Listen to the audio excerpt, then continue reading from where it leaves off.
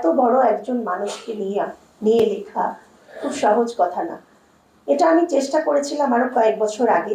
গত বছরই আমার এই বইটা বের হওয়ার কথা ছিল, কিন্তু বিশেষ কিছু কারণে এটা প্রকাশিত হয়নি। এবার যখন বইটা আমার হাতে এসে কিছুদিন আগে প্রকাশক দীপান্ত রায়হান আমার হাতে দিলেন, তখন আসলে ভীষণ আমি আবেগপ্রবণ হয়ে গেছিলাম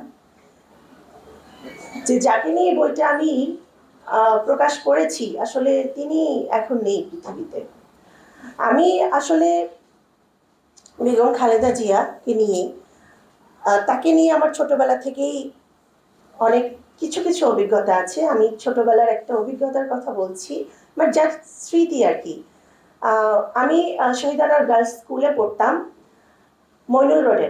বাবার চাকরির সূত্রে আমি সেনানিবাসে কাটিয়েছি আমার কৈশোর শৈশব। তো সেখানে আমি যে স্কুলে যেতাম, স্কুলে তখন বোধহয় আমি ক্লাস 6-এ পড়ি। তো তখন হচ্ছে আমাদের স্কুলে যাওয়ার পথে মইনুল রোডের একটি ছোট্ট পকেট গেট ছিল, যার পাশে হচ্ছে ম্যাডাম খালেদা জিয়ার বাড়ি ছিল।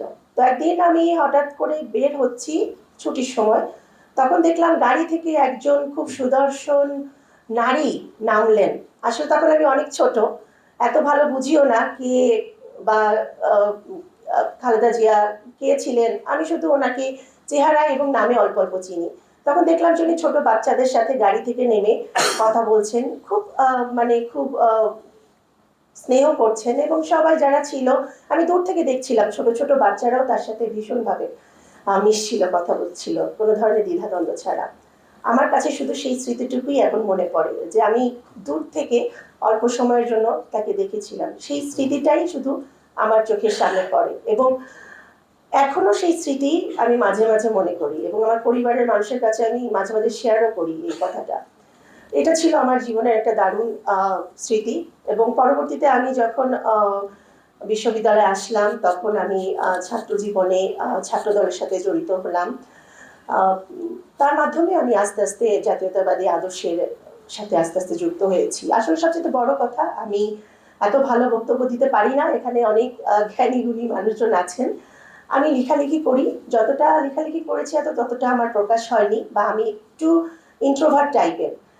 যাই হোক, আসলে আজকে এমন বেশি কথা বলবো না। যাকে নিয়ে লিখেছি, এত বড় কিছু, এত বড় যেটা মহাসাগরের মতো যার জীবন, তার আসলে সেটা ছোট্ট করে লেখা খুব কঠিন ব্যাপার। তারপরে আমি চেষ্টা করেছি যে তার একজন গৃহিণী হিসেবে ম্যাডাম খালেদা জিয়া কেমন ছিলেন, তিনি সংসার জীবনে কেমন ছিলেন, তিনি মুক্তিযুদ্ধে তার অবদান কেমন ছিল, মানে আমি এই তার যে জিনিসগুলো সচরাচর প্রকাশিত হয়নি সেগুলো একটু আলোচনা করার বা তুলে ধরার চেষ্টা করেছি।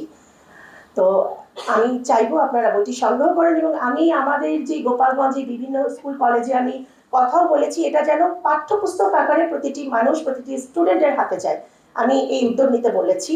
আমি যারা স্কুল কলেজের যেসব প্রিন্সিপাল বা যারা ঊর্ধ্বতন কর্মকর্তারা আছেন, তো এখানে আছেন বাবুর ভাই, এখানে সংসদ সদস্যরা আছেন, আমি তাদের দৃষ্টি আকর্ষণ করছি এই বইটা যেন তারাও বিভিন্ন জায়গায় ওনারা রেফারেন্স দেন, যাতে বইটা ছাত্রদের হাতে যায়। ছাত্ররা এখন খুব বই বিমুখ হয়ে গেছে, পড়াশোনা করতে চায় না।